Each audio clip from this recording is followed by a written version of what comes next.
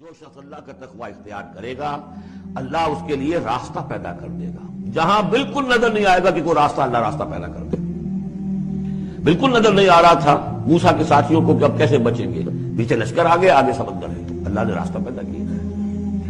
خود حضرت ابو بکر کا جو حال ہو گیا تھا کہ حضور اگر انہوں نے ذرا بھی دیکھ لیا، نیچے اپنے قدموں کی طرف بھی نگاہ ڈالی تو ہم نظر آ جائیں گے، آپ نے فرمایا لا تحزن ان اللہ معنا، راستہ نکالتا اللہ۔ پھر حضور گئے طائف، لیکن وہاں سے خالی ہاتھ آئے۔ مدینے میں اللہ نے خود ہی کھڑکی کھول دی، 6 آدمی ایمان لے آئے، آپ گئے ہی نہیں اور وہاں انقلاب بھی آ گیا۔ عظیم، اس اعتبار سے اللہ مخرج پیدا کرتا ہے۔ تم صحیح طریقے پر چلتے رہو، تقوی اختیار کرو، صحیح راستے پر جد و جہد کرو، یہ کام اللہ پر چھوڑو۔ کب اسے منظور ہے اس کا کامیاب ہونا؟ جب ہوگا وہ راستہ ایسا کھول دے گا کہ تمہیں گمان بھی نہیں ہوگا۔ وَيَرْزُقْهُ مِنْ حَيْثُ لَا يَحْتَسِبُ، اور اسے رزق دے گا وہاں سے جہاں سے اسے گمان بھی نہیں ہوگا۔ اقامت دین کی جد و جہد ہو، غلبہ دین کی جد و جہد ہو، اپنے آپ کو ان صلاتی و نسکی و محیایا و مماتی اس کا فیصلہ کرنا ہو تو سب سے بڑی رکاوٹ آتی کھائیں گے کیا؟ تو اللہ تو کہتا ہے راضی میں ہوں، ہے ایمان اور یقین اس پر، کر کے دیکھو تو صحیح، اس پر اعتماد تو کرو۔ لیکن یہ کہ اس پر اعتماد کرنا، توکل، بڑی مشکل بات ہے۔ وہ تو جتنا ایمان ہوگا اتنا ہی اعتماد ہوگا، اور گہرا ایمان ہوگا گہرا اعتماد ہوگا۔ وَمَن يَتَّقِ اللَّهَ يَجْعَل لَّهُ مَخْرَجًا وَيَرْزُقْهُ مِنْ حَيْثُ لَا يَحْتَسِبُ وَمَن يَتَوَكَّلْ عَلَى اللَّهِ فَهُوَ حَسْبُهُ۔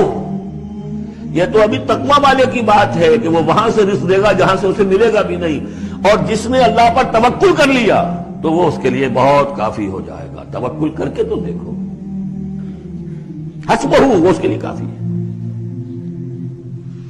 یہاں تک فرمایا ہے حدیث میں من کان فی حاجت اخیہ کان اللہ فی حاجتہ، اگر کوئی مسلمان اپنے کسی بھائی کی ضرورت پوری کرنے میں لگ رہا ہے، اپنا وقت صرف کر رہا ہے، اللہ اس کی ضرورت پوری کرنی شروع کر دیتا ہے۔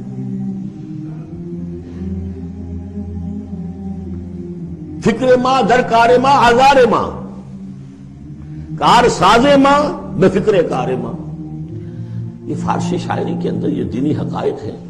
کار ساز ماں بے فکر کار ماں، میرا کارساز میرے کاموں کی فکر کر رہا ہے، میں نے اپنے آپ کو اس کے کام کے لیے لگا دیا۔ وہ دنیا میں بھی ذرا سا بھی کوئی شریف انسان ہوگا، آپ اس کے ہو جائیں وہ آپ کو چھوڑ دے گا پھر کہیں؟ شرافت ہو، مروت ہو، آپ اللہ کے بن کر تو دیکھیے، پھر وہ کارساز ہے۔ کارساز ماں بے فکر کار ماں، فکر ماں در کار ماں آزار ماں، جب میں اپنے معاملات کی فکر خود کرتا ہوں، کوئی نہ کوئی ٹھوکر کھاتا ہوں، کوئی نہ کوئی غلطی کرتا ہوں، آزار اپنے سر کے اوپر پیدا کر لیتا ہوں۔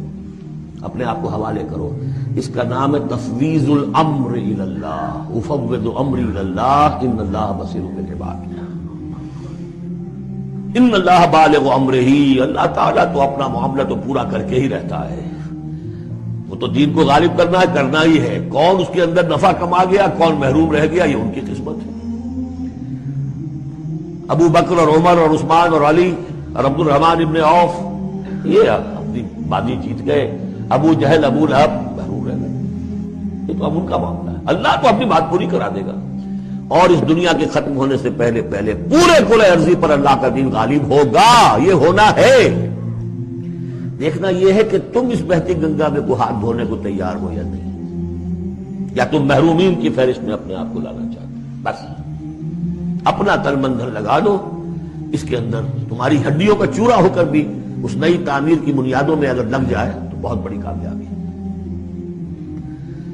قد جعل اللہ لکل شیء قدرا، بہت عمدہ مقام ہے، اللہ نے ہر چیز کے لیے ایک اندازہ مقرر کیا ہوا ہے، کب اللہ کی مدد آئے گی یہ بھی اس نے طے کیا ہوتا ہے۔ You have to qualify، pre qualification conditions ہیں، تب مدد آئے گی، یوں نہیں آتی مدد۔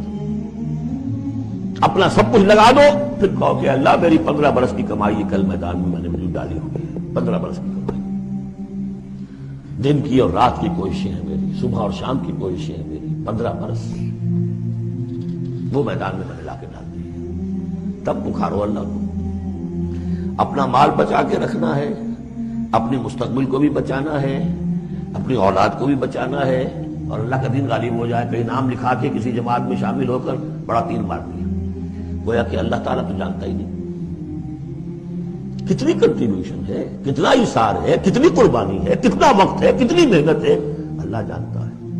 باقی اس نے ہر چیز کا ایک اندازہ